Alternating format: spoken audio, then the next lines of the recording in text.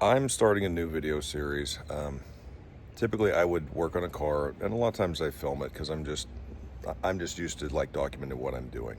And in this case, we're going to be working on 91 Z28 Camaro with a tune port injection with the 305 in it, which is pretty much the same thing as the 350 other than the bore.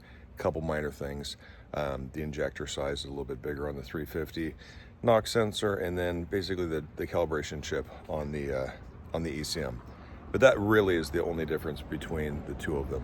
So this thing is leaking fuel, and I'm going to get started on the repair for basically pulling the fuel injectors and rebuilding that. So the plenum's going to come off. I'm going to talk about a couple other things, but we're going to go start to finish. So this is going to be a long video. Before we get started, there's a couple things that we're going to need. We're going to want one, gaskets.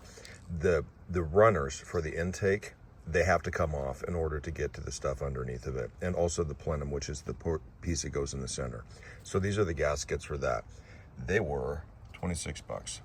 And then also I'm going to want the O-rings for the fuel injectors. And those were another 19. Now, let me tell you this, if you were to buy these at like Rock Auto or something like that, they're going to be way cheaper than going to a brick and mortar store, a physical store, versus buying them online. But the bottom line is I just drove down and got them. So as far as convenience, that's what you're paying for. Opening the hood on these, there's a couple things, a couple problems, especially with a car that's this old, right? This is a 91. The hoods typically don't open very well. So what you're going to want to do is you're going to grab the hood release and it'll pop. But that doesn't mean that it's released properly. And I'll show you the method that I've been using for the last, well, my other one was a 92. I bought it in 94, I think. Maybe it was 96. But anyway, so let's just say 30 years I've been doing this just to get this stupid hood open.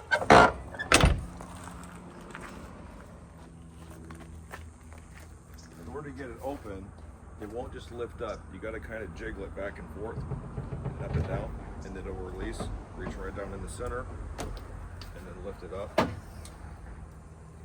And these have got good hood struts. If you don't have good hood struts, you should replace them like first thing. These hood struts, they're not hard to take off. I've seen some people do some stupid stuff, like they smack this with a hammer and it flies back and hits them. But basically, you can just pry them off. There's little clips right in here.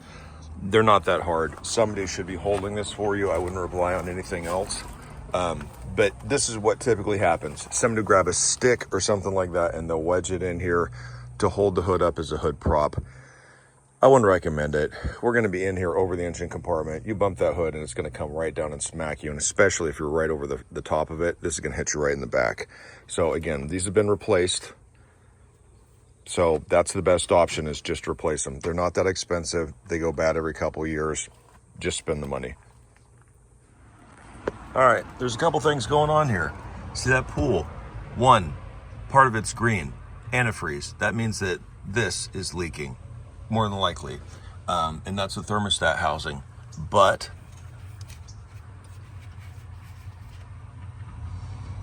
it also smells like gasoline.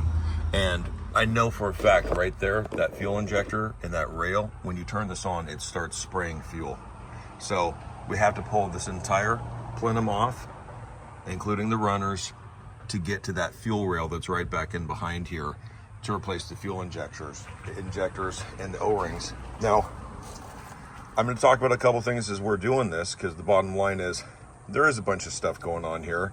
And the best thing to do is just explain it, because if you're pulling this off for another reason, this might be helpful. For example, throttle position sensor. Right down underneath here is your idle air control.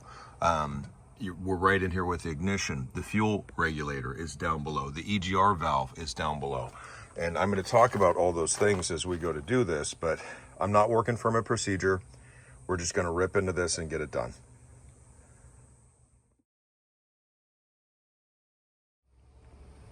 Whenever you work on a project, the first thing that you should do before we start any of this is, what can we do to make it safe? And that is identify any of the hazards. One, this thing still has fuel in it, and as long as that battery is hooked up or that fuse is in place, if I turn the key to the on position, it is going to start trying to prime the fuel pump, and it's going to spray fuel everywhere, right? So there's the fuel, there's the flammability of the fuel. Other things, if this engine was hot, you could burn yourself, right? We're going to be right next to the exhaust manifold and everything else. Also, I know that we have a leak here, and I wasn't planning on doing this, but there's going to be a mess underneath here if I pop that line off, and antifreeze is going to go all over, which is, antifreeze has got ethylene glycol in it. It's poisonous. Like, for example, if you left a puddle and an animal came down and drank it, which has happened, it's poisonous, and it'll kill them, and it'll kill them in a horrible way. So whenever you're working on anything, just make sure that you've looked at any of the hazards and try to identify them, and the next step is to mitigate them. So in this case, if I don't want it to power on, I can go ahead and I can just take my positive terminal. I know some people like to do the negative terminal first, but anyways, positive terminal, and then at which point, the other thing is I really should have something for storing all this stuff so I don't lose the hardware. But safety first, make sure that you've identified the hazards. At least you're going to be aware of them, right? Certain things like the hood, the battery, the temperature, the chemicals. And then the other thing is awkward body posture. If you're leaning over hood for too long and you got like a bad back or something, like, you're going to feel it. So just be careful with all this stuff. First thing we're going to do is we're going to take off this portion for the air cleaners and such. So I'm going to pull both of these out. Now this depends. I mean, we're doing a tune port. I've seen some different designs for this, right, where people just pull this off and put the filter right here. But we're going to take that loose. For this one, there's these little tabs. There's 6 of them. And basically you can just lift the whole thing up. And I'm going to pull the whole thing off and just set it off to the side. And I'm going to grab the hose and pull it off and set it off to the side. That's the first thing. Okay, so anyways, this is an 8mm. I already broke it free with a wrench, and basically red is positive. Also, the battery says it's positive. So even if you turn the key on, it's not going to spray fuel like it was doing, and I have a video of that earlier. I just don't want to spray down the area again, just to prove a point. So, all right, let's get started ripping and tearing. So, first thing I want to do, this is a 10mm. I'm going to break this free. This is for a throttle. Basically our throttle cable assembly for the butterfly.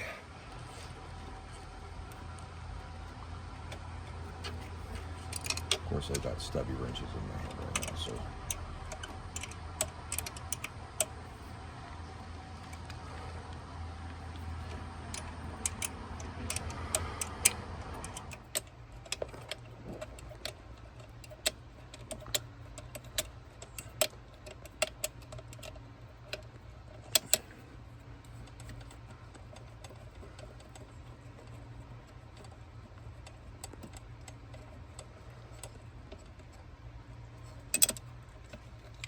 So this is not always an option, but what you'll find is the different bolts, some of them look really similar, but they're different lengths. So if you have the opportunity to put the bolts back into where they came from, do that. Because it's no fun to try and figure out which one is longer than the other one, only to find out that you bottomed out and didn't actually seal properly. So as far as these cables are concerned, right in here, typically you would need a screwdriver for this.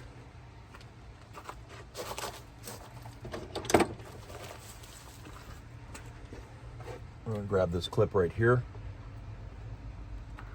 pull it out towards me and then off. I'm holding it so it doesn't go flying, and then most certainly I'm going to put it back on.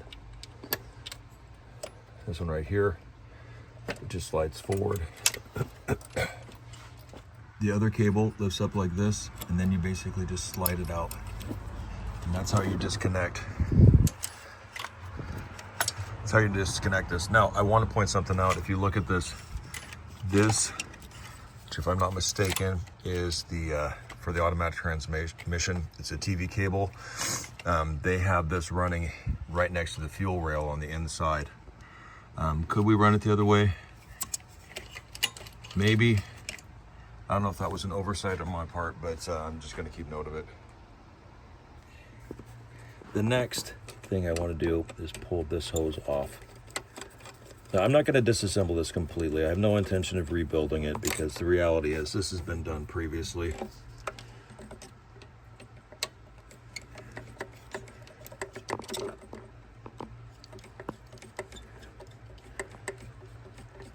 Sometimes the intakes have got liquid in them. It really depends on the intake. Now there's tools for these, for pulling this off. And if this was too far damaged, I most certainly would be replacing it. All right, so that's cracked, and then I'm just gonna twist it to break it loose, and then I'm gonna pull it off. The next couple things are, if you just pull on this, you're going to break it, right? So I'm just kind of lifting out with it. This is the throttle position sensor. I have basically a positive, negative, and then the signal sends back a voltage. And this is the idle air control. Now, if you got a situation where the thing is basically just not idling right, this has got a little stepper motor and a plunger. And this right here regulates if this is going to idle or not by basically just opening and closing a little air bypass in here. These can go bad. Have I replaced them? Yes. They're the same one as on the EFI, the basically the throttle body for the E-code. But you don't have to. You'd pull this apart and basically the little plunger, grab some WD-40 and just start actuating and cleaning it up, and it'll start working again. All right, the next thing I want to do, take this piece off. This is another 10 millimeter. All right, even the bolt doesn't want to come out. There's a couple things. There's an electrical connector here, and then there's a vacuum port that goes to, I'm just gonna pop this loose off the plenum. I don't have to disconnect, and I can just leave it there. There's another port in here. So this piece here, and that little port plugs into here. And then this other portion right here, this is your fuel pressure regulator right here. And so if you had to replace this, you'd be doing exactly what I'm doing right here. Anyways, I'm gonna disconnect this line from there. And then I have the one line in the front, which basically goes to this elbow. I'm not even sure what this one's for right off the bat without looking, but you can see it's a much bigger line. Okay, so those are disconnected. And then at which point I have this line right here. Now, in a lot of cases, I would probably just pull this whole thing off right here. I don't think that I have to do that, so I'm not going to unless I find that I need to. But I think you can imagine if I pulled these 4 bolts off, it would be a lot easier to get inside where all this tubing is.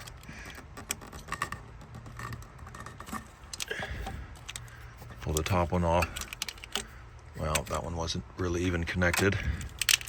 And I have the other line right here. So I'm gonna pull that one off too. Then I'm gonna pull the runners off and this thing should pop out unless I forgot something.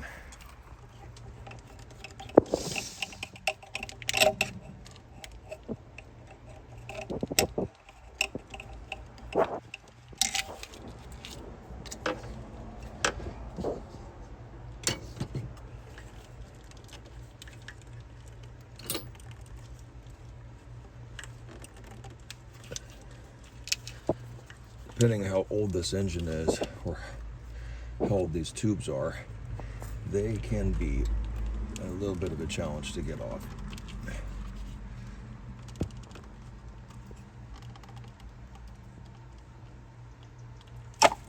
Okay. All right, so that's out of the way.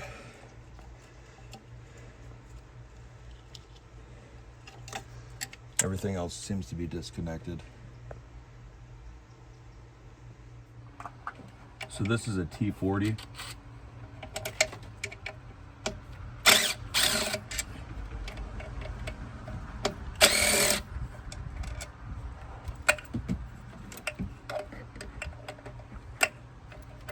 Yeah, that's the thing about these air tools.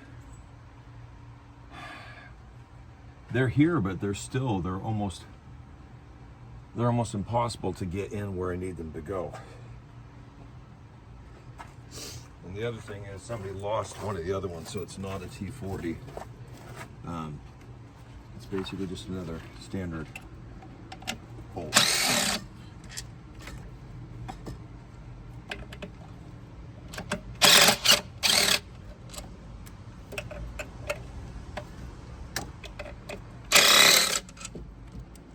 And there's another one that's on the inside, but these have been replaced. So I'm gonna have to do those with a socket. All right, so this was replaced with a 13 millimeter. The bottom line is if somebody loses these bolts, it's really hard to find the factory originals.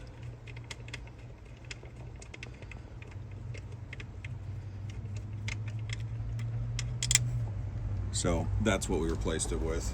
I got another one on the other side.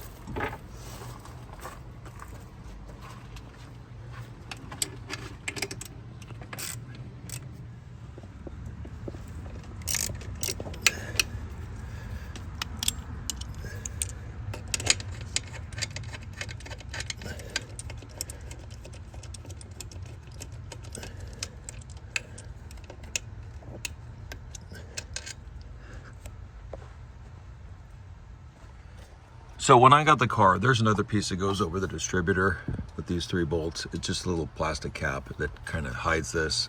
I don't have it. I think that I have everything disconnected. By the way, if you were testing your fuel pressure, there's your Schrader valve right in here. So you'd hook your fuel pressure gauge up to there. Anyhow, I don't like the way that they set these up, but they did set them up this way. So here's what we're gonna do. I'm gonna grab hold of that whole plenum, and I'm just gonna try and lift it up out of there. It's kind of at a V, and you can't get to the bottom ones very well to loosen them up. They're way down inside there, the bolts. So we're not gonna do that.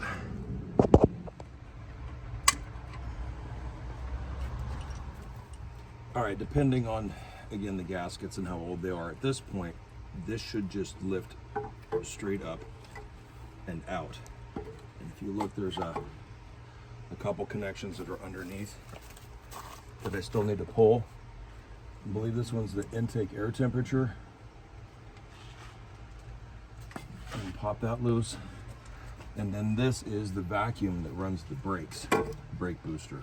And pop that off too. And then also the last thing is this right here. This one is for the EGR. Replace this. I believe this is for the EGR, for the intake for it. But I'm going to pop that off too. And then the plenum comes out. All right, we have this pulled loose. If I was going to do an upgrade, you can get bigger runners for this as well as a plenum. I would replace these right now. Basically, there's the bolts underneath. Like I said, they're a little bit hard to get to. Here's our fuel rails. This is the EGR. So there's really no reason not to replace this. I bought another one, and the ones for the VIN code E are a little bit taller and they won't fit. I think that the tube was coming out at the top. Also, you can buy this type of polyurethane tubing. I had to replace it because it was all trashed last time I was in here. And then there's your regulator. If you have a problem with that, that's gonna have to come up and get pulled as well. But at this point, the fuel injectors go into this rail right here, and I haven't had to pull one of these off before.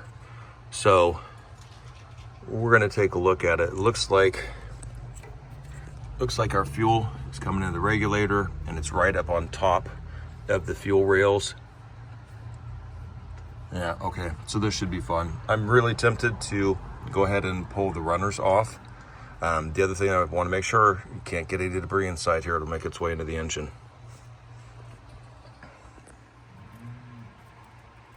So the reality is I have not pulled these off yet. So I'm not quite sure the order of disassembly. But I know since they're at an angle, these most certainly are going to have to come off. This little, I don't think this is a spacer. I think this is probably a crossover, like a return.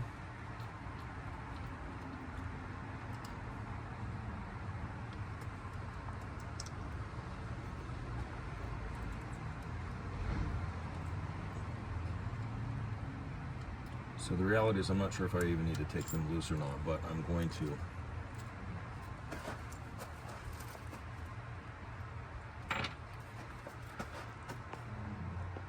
One's in the back, maybe a little bit harder to get to. I'm going to pull these off. Those look like 10mm.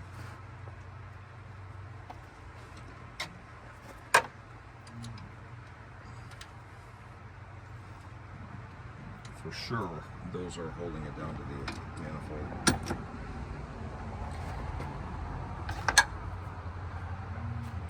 Knuckle buster. Oh, those are on really tight. Okay, I'm gonna need to ratchet this one.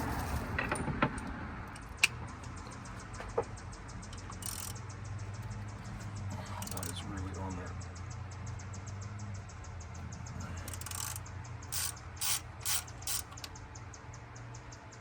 So here's the other thing that I'm seeing. Without, if I don't pull these runners off, I can get to that with a wrench, but that's pretty much, I kind of need a longer wrench for this. This is the type of stuff that usually results in an injury.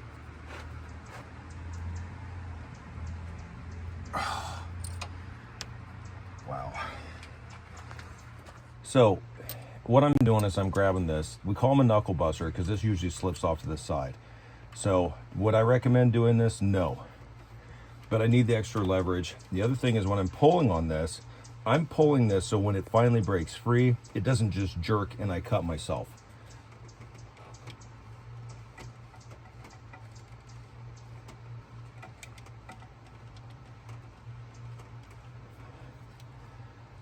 There is no reason for these to be this tight. They're just holding the fuel rail to the manifold, these little standoffs.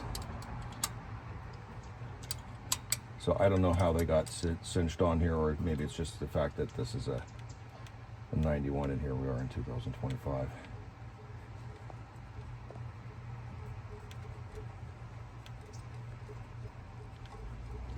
More easily, I could have just pulled the runners off.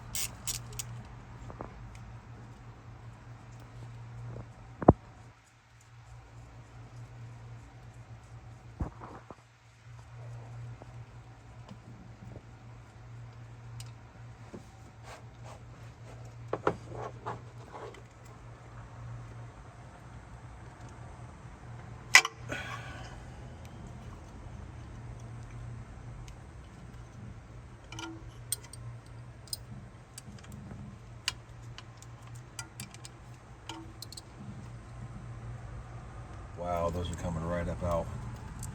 Well, regardless, if I was going to replace the regulator, you can do it without taking the fuel rail off. There's a bunch of little Allens in here, and there's basically a diaphragm, and you can just pull it apart and replace it. I think before we pull this too far out, I think I'm going to grab a vacuum and we're going to vacuum this up because I don't want stuff getting inside of the engine. I pressure washed it yesterday, so it'll be at least somewhat clean because all this material in it. So honestly, I'm not quite sure how it all got inside of the how it got in the engine compartment, considering the engine, the hood was closed. Again, it would be easier to pull the runners off to get to this, but let's see.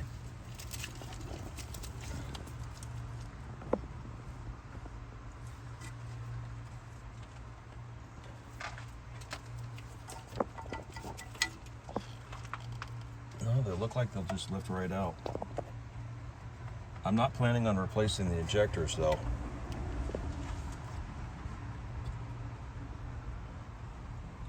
but this one in particular, this one was spraying.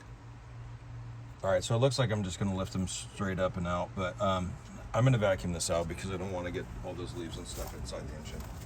So here's the reality. If I was pulling the intake off, which I'm not pulling the intake off, but I would have to do this anyways. There might be, this feels dry because I had a leak, but this thermostat housing, for sure, is leaking. And it was replaced once before, but to be honest with you, the one that they gave me had an imperfection in it on the sealing surface, and I tried to clean it up, but apparently I didn't get it well enough. There are special pliers for breaking these loose. It's either that or try and get a screwdriver underneath of it. But usually it's a rotation that'll get it loose. So I'll try it on the radiator itself. So this is out.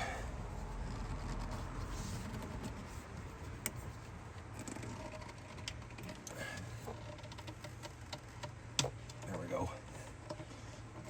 All this stuff needs to be inspected to see if we need to replace it, because the last thing you want to have happen is that one of these things blow out while you're on the highway or far from home.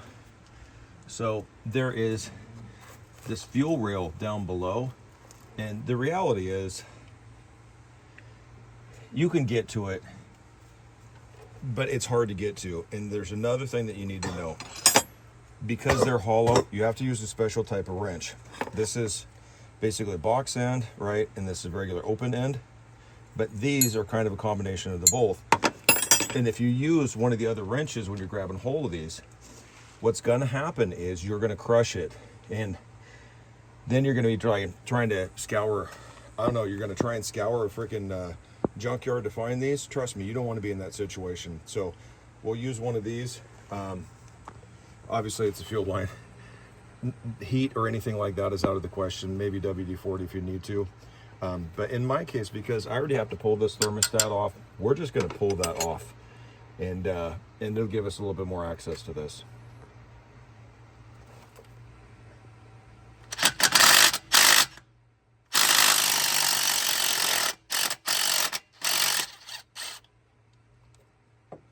Now this other one, I'm not even sure why.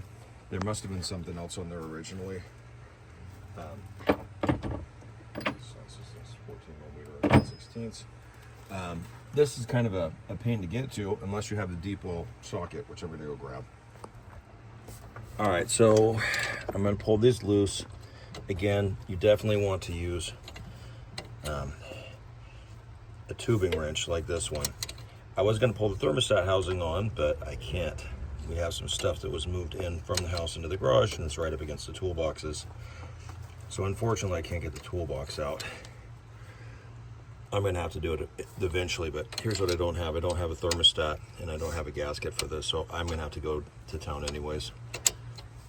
Which luckily I don't live too far out, but I still don't want to make just a bunch of trips. I think you can imagine how much easier this would be if that thermostat housing wasn't in the way.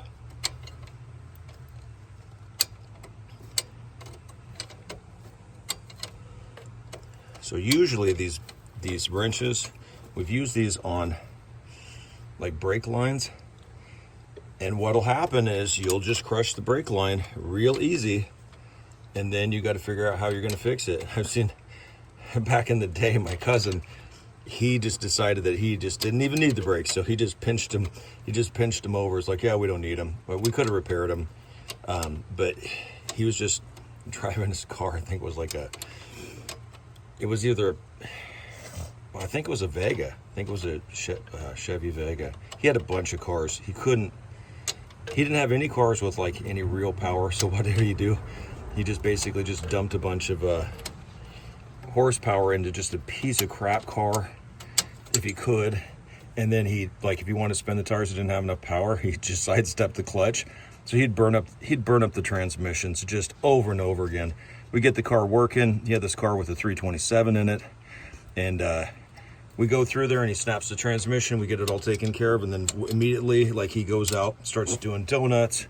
One of the coil springs pops out the back, so it's not riding fun. It's riding all funny. Just a bunch of just stupidity. All right. By the way, if this thing is in the way, the easiest thing to do is just basically grab a wrench, like a 1/2 inch. As a matter of fact, no, I don't think I have a. Anyways, you put a 1/2 inch wrench in here, and you can pull this off, and this belt will pop right out. So this belt is kind of in my way. There's an idler on here. A lot of cars are set up this way. Either it's going to be a 1/2 inch or a 3/8 breaker bar, whatever. But basically, all you have to do is grab the tensioner and then pull it, and it'll take the slop off of the belt. And that's how these are swapped out. So they're real easy to do. You just got to make sure that they're routed properly. You see this bolt? This is the problem. So it's a 14 millimeter. It's on really tight. And if this thing breaks, the whole intake's gonna have to come off.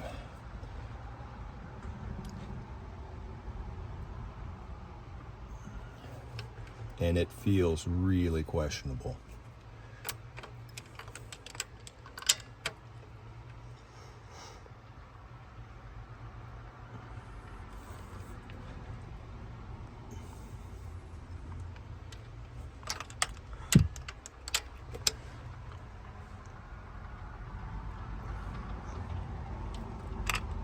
Oh, please do not break. Fuck! Okay, that is the type of stuff that takes something and takes it from really fucking... If I was doing that with a breaker bar, what do you think it's going to take to get that thing out now?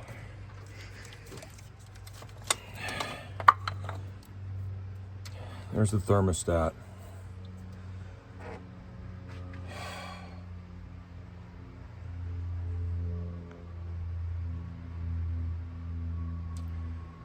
Could I potentially get it out? This is aluminum intake.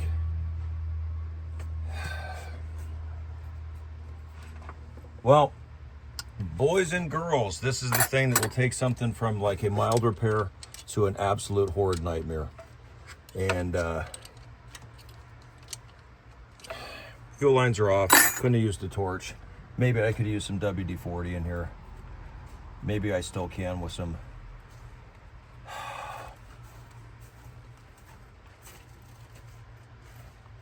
At least there's a little bit of a stub sticking up. My God. All right, well, this just took a horrid turn for the worst. The car was not drivable as it is. I was thinking about just yanking out the engine anyways. But I was going to use this intake for the new engine.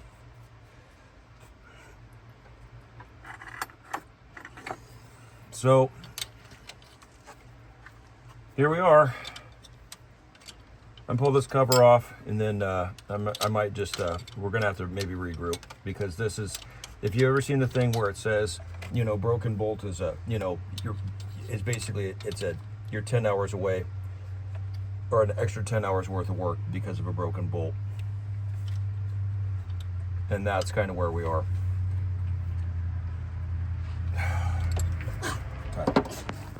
All right, so down inside here, I need to get to a 14 millimeter bolt. That one also seems to be seized. So I've got the gas lines, the fuel line, supply and return. By the way, there was some pressure on it, so I needed to open up the gas cap to vent the pressure.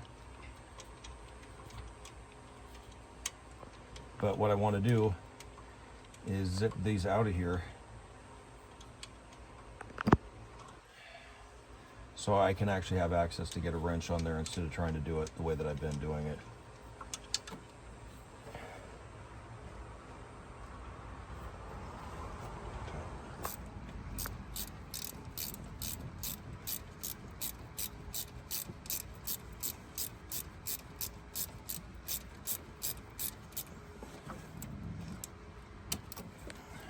All right, so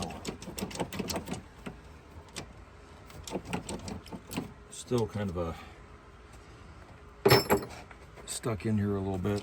I think that's mostly because the alternator's holding it in place. But I just need to pull it down enough to get this.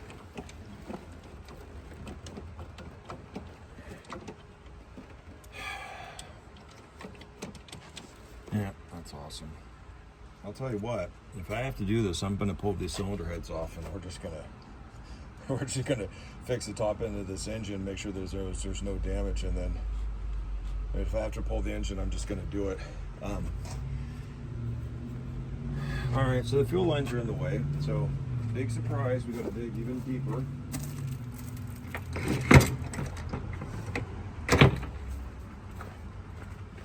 don't know what size this is. Oh, the size I've already had. Well, looks like the alternator's got to come off. Oh, that's fun. Two different sizes. So this one's a T40.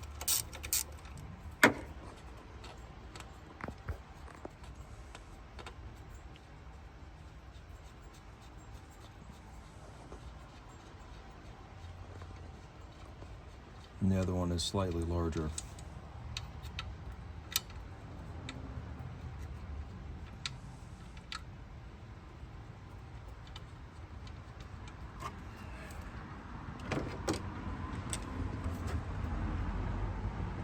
I don't know who designed these,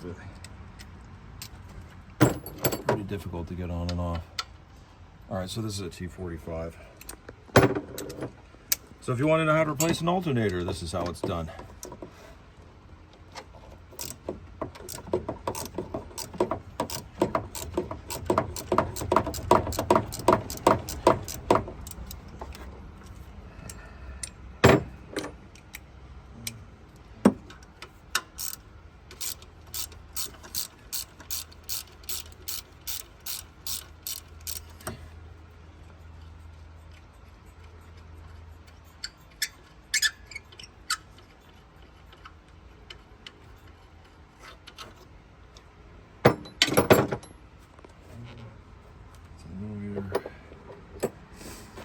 Electrical 2-wire clip right here. Just lift it up and pull it out. There's another one right here. Usually that goes straight to the battery. And then there's this bracket right here.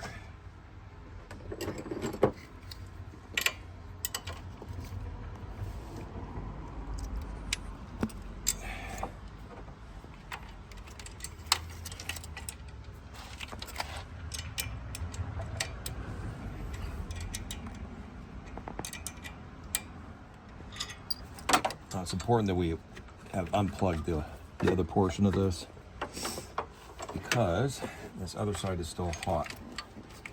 And when I mean hot, I mean electrically hot right here.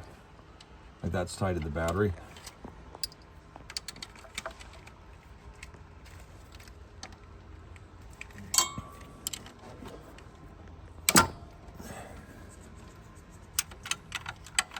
You know, it's one thing working on a brand new vehicle, but you get something that's, 30 some years old and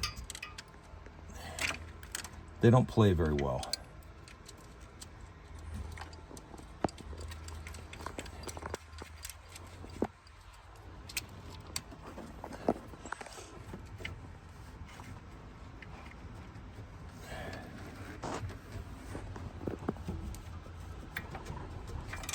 So the alternator would have been super easy to replace. But I'm just pulling it out to get it out of my way.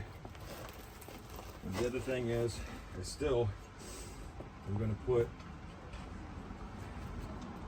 the bolts back where I got them out so I don't have to hunt for them.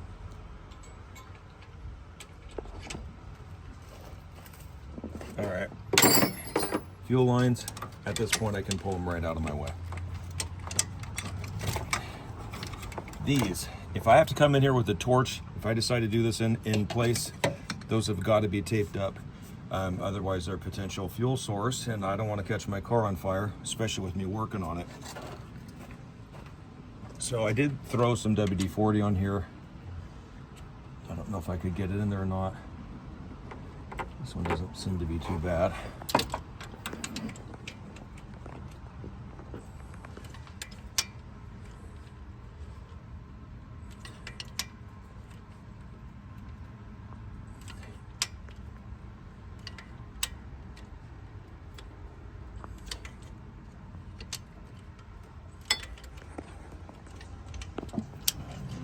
it's funny when we're doing these, you know, you see these videos and then the people don't take you through it, and then you're wondering like, why did the shops charge more money than just, you know, if somebody was like super fast and was able to do this lightning quick. And one of the reasons is stuff like this. This thing, it's an older vehicle. A lot of stuff gets seized up, and stuff can go sideways real quick. All right, so I'm going to pull this out. I can't put it back in that hole for the time being. But the bottom line is, now this whole setup, I think still the fuel injectors are still plugged into it. But I'm just going to pull the fuel rail off, and we'll do them one at a time. At least that's my plan. All right, so those are out. Technically what I can do is I can just grab a hold of the fuel injector like these, and you can just pop them down. This O-ring right here, this is what was, oh yeah, that's in bad shape. Anyways, that O-ring, that was primarily what was leaking, why we're in here in the first place, and it was spraying badly. So I couldn't have taken her on the block without fear of catching this car on fire.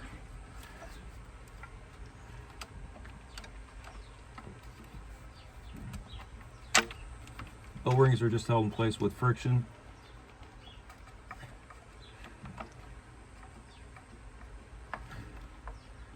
A lot of friction apparently.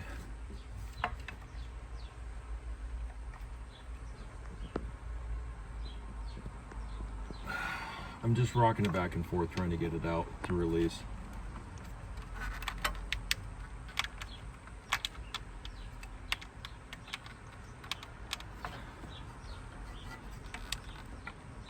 There we go. So that's one side. Now I'm curious. It's got this cross brace thing right here. I'm sure that there's O-rings in here as well for that. It's kind of in my way. So I'm going to pull it off. There's the O-ring.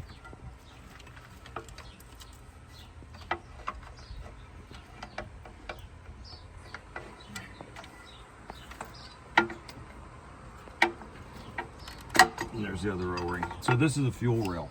What happens is we got fuel that comes in one side and returns out the other side. And then we have, it's just a hollow tube. Fuel injector sit in here. So there's pressure on here, and then you send electrical signal, and it'll basically open up the fuel injector and allow it to spray on inside. So realistically, if things wouldn't have gone sideways, I could have just hooked this back up. Again though, there's fuel. There's options. We could drill it out. There's lots of stuff that we could do, but the fact of the matter is, I know that there's a compression issue on this car.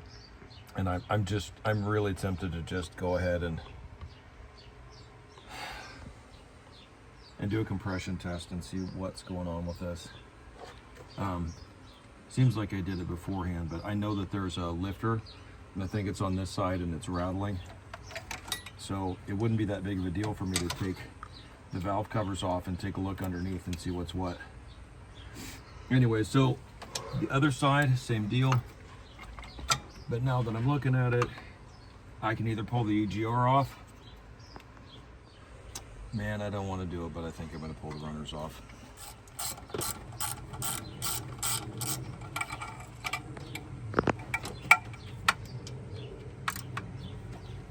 So here's the reality. They make new intakes, and if this one is completely hosed up, I may end up doing that because, but they're a lot more money. They're a lot more money to buy the intakes. They have bigger runners though, and also they don't make them anymore. So they're kind of hard to get a hold of. You have to watch out for them. So I'm just breaking these free. This other one that's hidden back behind here.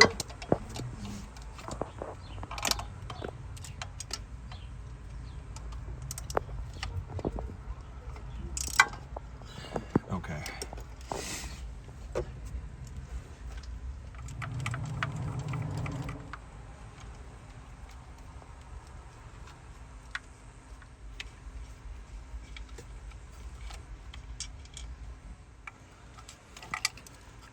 it's kind of funny. I hear people go like, "Oh yeah, the tune port, that was like the pinnacle of fuel injection," and I'm just like, "No, dude, no, it's not." They think it's cool because of these runners. That's the bottom line. They think the runners look cool.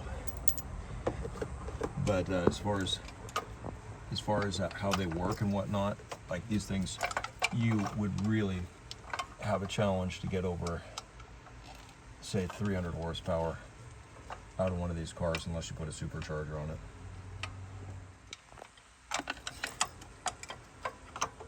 Alright, so I'm going to come back to that one. And then these other ones, they're also in just a really tight spot to get to.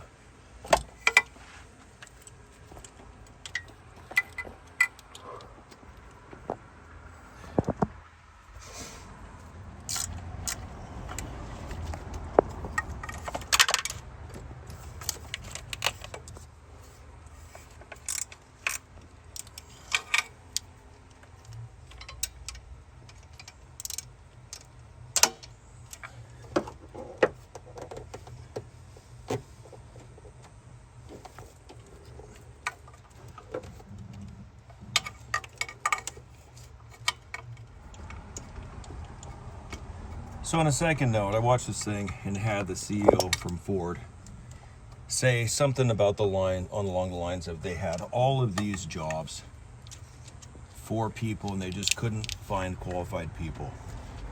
Now, I don't do this for a living. I work on much, much more complicated stuff than this. It's got a lot more dangerous stuff in it too, high voltage chemicals and things like that, but it is most certainly cleaner because it's a clean room. And he's asking about this stuff, and this is like, dude, you guys, the engineers that design these, and I'm stating this as an engineer, they are horrible people. They're like, let's design this, let's put it in place, and and we'll get this, the factory will automate it and it'll pop out real quick, we can kick these out real quick. But then they're not serviceable. People are trying to do remove an exhaust pipe, and they have to pull the whole cab off the truck. And the bottom line is, automotive engineers, the people that design most of this stuff, I would slap the living crap out of you. I would slap the crap out of you for what you guys have been doing. And the other thing is, I would shove your ass underneath one of these engine compartments and make you work on it.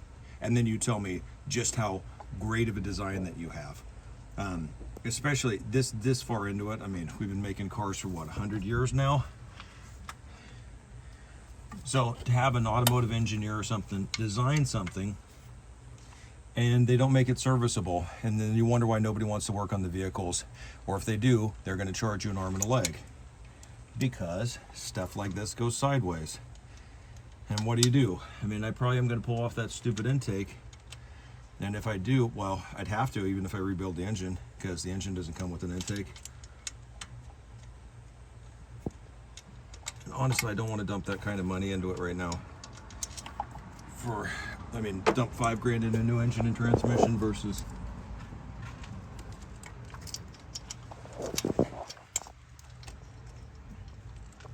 going and buying a brand new, like a turnkey engine. It would put in here, but say turnkey, but you still have to modify it to get all the dash working. It's got its own ECM and everything else. Definitely would be better design because this is really antiquated technology. Yeah, no, it's super fun working on cars.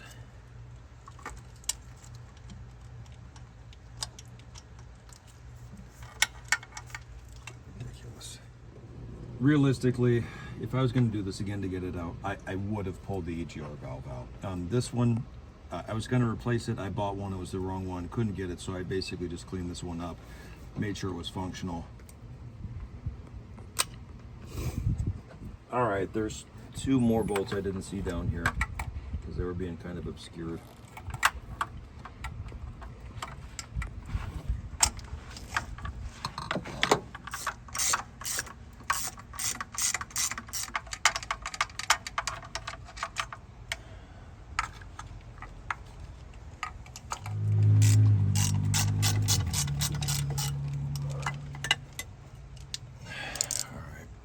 holding that. So I imagine there's 2 more on the other side as well.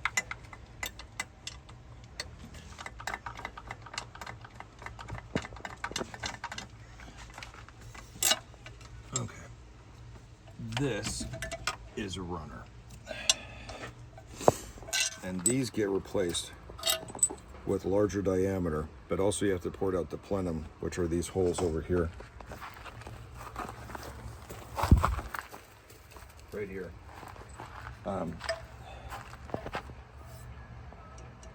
Those are in there to hold the gasket in place.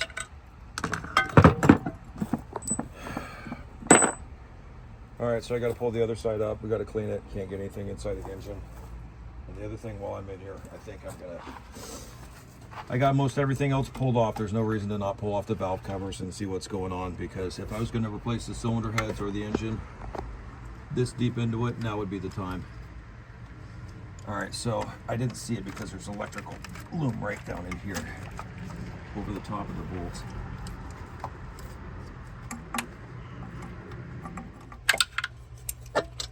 Yeah, I didn't quite get it loose. These things are in such a bad position. Maybe if this was out on a bench and it wasn't inside of the car, it might not be that bad, because you don't have all the electrical and all the hoses to contend with.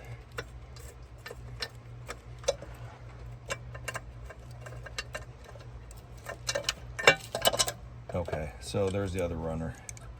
And I got the 2 bolts. I'm gonna pull this out. So that's the intake. This has not been fun. So realistically, I'm gonna vacuum all this stuff up. The intake, if I had to pull the intake off, I would do this, and I might have to get that bolt out. I might have to take it to machine shop or get a replacement.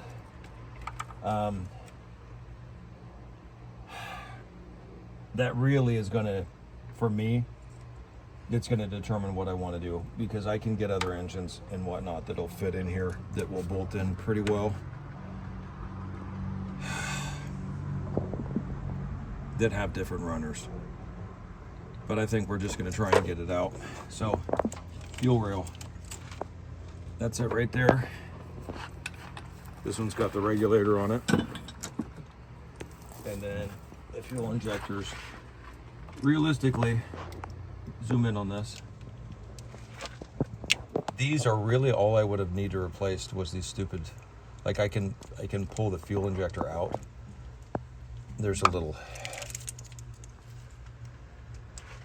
clip right here, which of course is not playing well. Anyways, the electrical portion of it. I'm gonna vacuum this all up, and then I got to figure that out. And then it's just going to be a matter of, if I can get that back out, we'll just put it back together and we'll call it good. But all that just to take it apart. Broken bolt. There's a couple ways of getting this out. There are a thing called stud pliers, which are basically, they'll grab a hold of it really tight. There's another thing, these by Irwin. These basically, they go over the bolt, and they've got this spiral in them, so you can kind of see how it's lifting up. What they do is they dig in. They dig in. So there's no head on it, but I still have a hold of it, and it's still not wanting to move. So this is the part that separates the men from the boys. Fire. So there will be flames, but it's necessary. All right, this is MAP gas, right? It's a little torch. Again, there's oil and stuff from here, but I need to get it hot. So all the plastic stuff, the fuel has been isolated. So here we go. I'm trying to heat it up and break that.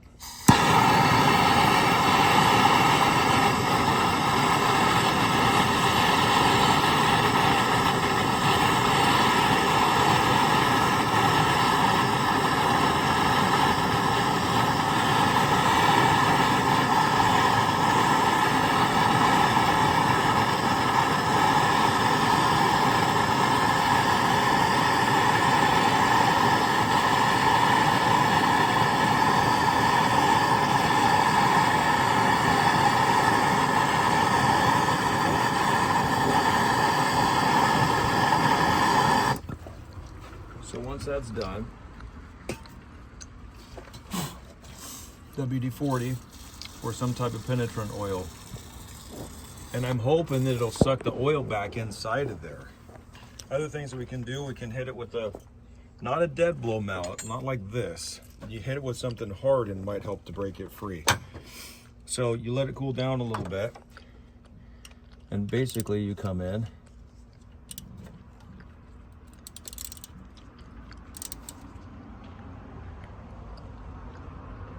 and trying to get it to come out. And I'm not pulling that hard.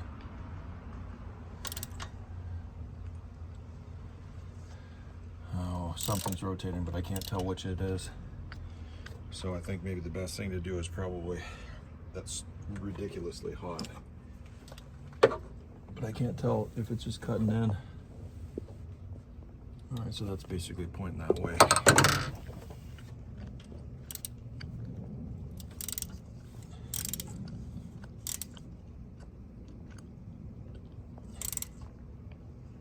No.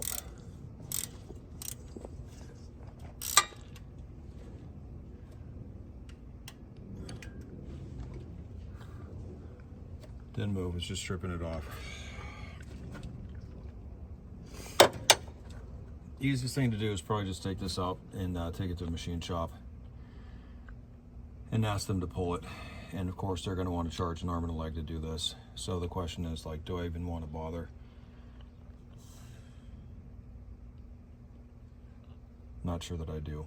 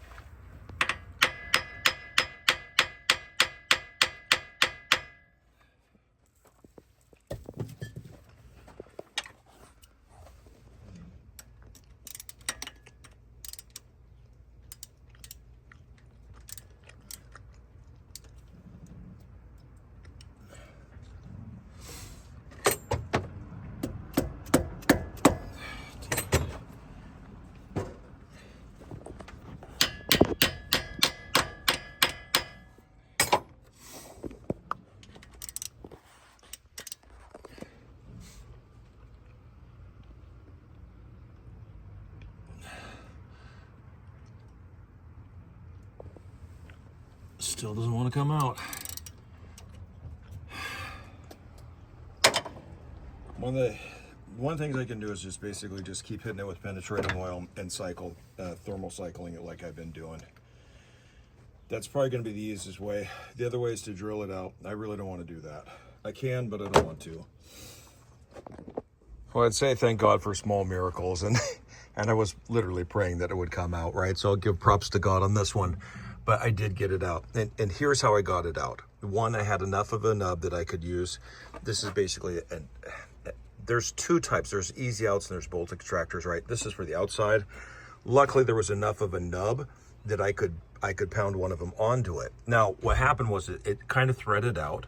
It stripped out. So I've been hitting it over and over, like up to 60 seconds.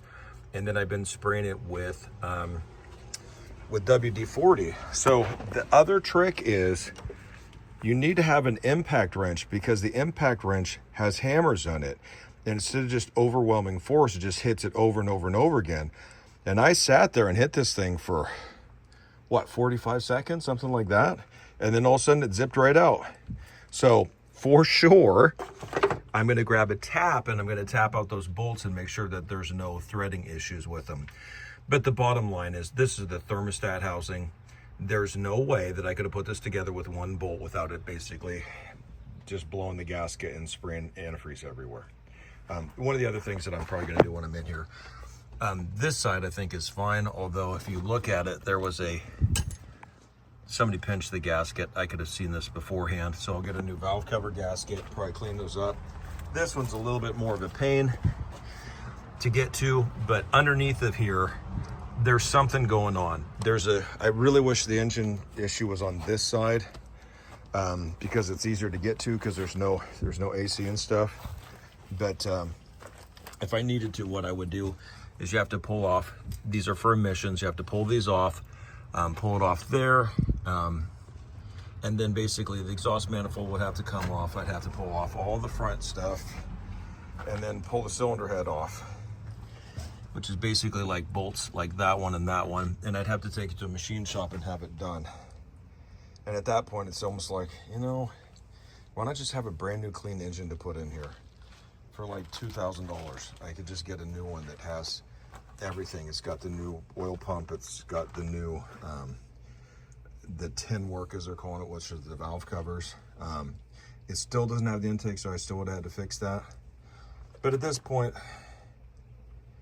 I just wanted to get it running so I could move it, because this was only supposed to be like a couple hour job. But now I'm just wondering,